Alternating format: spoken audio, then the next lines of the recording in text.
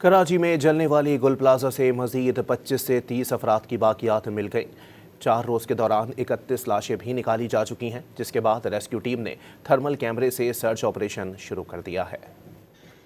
کراچی میں آتش زدگی سے تباہ گل پلازا میں سرچ آپریشن جاری ہے۔ ریسکیو اہلکاروں کو میزنائن فلور سے 25 سے 30 افراد کی باقیات ملی، جنہیں اسپتال منتقل کیا گیا۔ ڈی این اے کے بعد حتمی تعداد پتہ چل سکے گی۔ ضلع انتظامیہ کے مطابق زیادہ تر محصور ہونے والے لوگوں نے وہیں سے آڈیو پیغام بھیجے تھے۔ گزشتہ 4 روز کے دوران بھی 31 افراد کی لاشیں نکالی گئیں، جس میں سے 11 کی شناخت ہو گئی۔